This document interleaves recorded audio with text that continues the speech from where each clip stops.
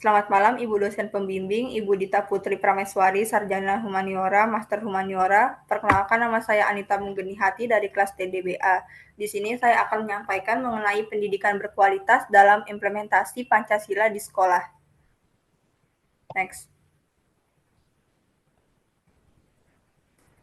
Yang pertama mengenai latar belakang. Pendidikan berkualitas dan penerapan nilai Pancasila masih menjadi tantangan di Indonesia. Terdapat kesenjangan pendidikan antar kota dan desa yang bertentangan dengan sila kelima. Pendidikan karakter berbasis Pancasila belum terintegrasi optimal dalam kurikulum, sehingga masih banyak kasus intoleransi, bullying, dan ujaran kebencian di kalangan pelajar. Perkembangan teknologi memperbesar tantangan, menandakan perlunya penguatan pendidikan karakter berbasis di era digital. Next. Rumusan masalah yang pertama, bagaimana implementasi nilai-nilai Pancasila dapat meningkatkan kualitas pendidikan di sekolah-sekolah. Yang kedua, apa saja tantangan yang dihadapi dalam penerapan Pancasila di lingkungan pendidikan. Yang ketiga, bagaimana keterlibatan masyarakat dapat berkontribusi dalam meningkatkan pendidikan berkualitas berbasis Pancasila. Next.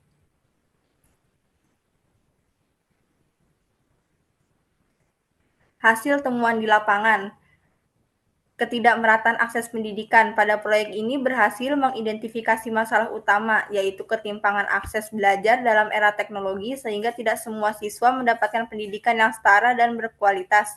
Hal ini masih menjadi masalah yang serius untuk kemajuan pendidikan. Lalu ada rendahnya motivasi dan partisipasi. Motivasi belajar siswa dalam memahami dan mengamalkan nilai-nilai Pancasila masih rendah. Lalu ada tantangan lingkungan dan sosial serta keluarga. Kurangnya dukungan dan keteladanan dari keluarga serta lingkungan masyarakat menghambat penanaman nilai-nilai Pancasila pada siswa. Pengaruh budaya asing yang tidak tersaring dengan baik menyebabkan lunturnya nilai-nilai Pancasila di kalangan generasi muda. Next.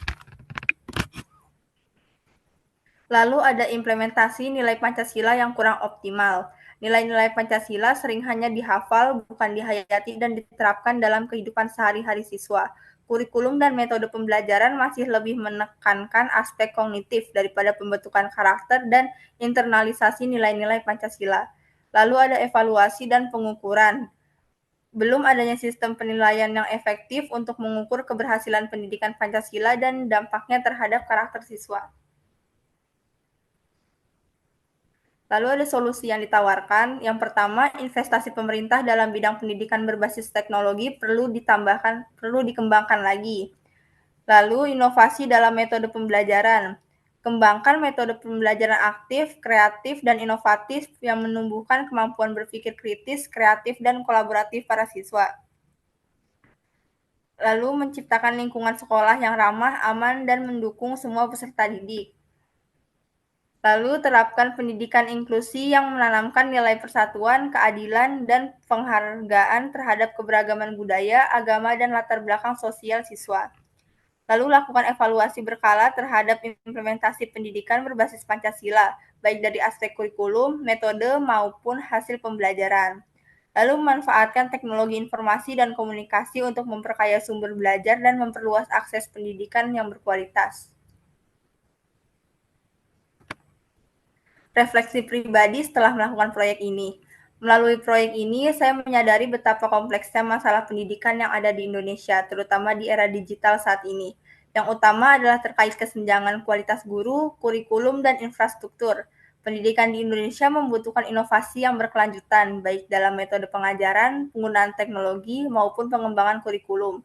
Proyek ini mendorong saya untuk berpikir kreatif dan mencari solusi yang inovatif untuk mengatasi tantangan pendidikan yang ada, serta memastikan bahwa inovasi tersebut dapat diimplementasikan dan dipertahankan dalam jangka panjang. Terima kasih.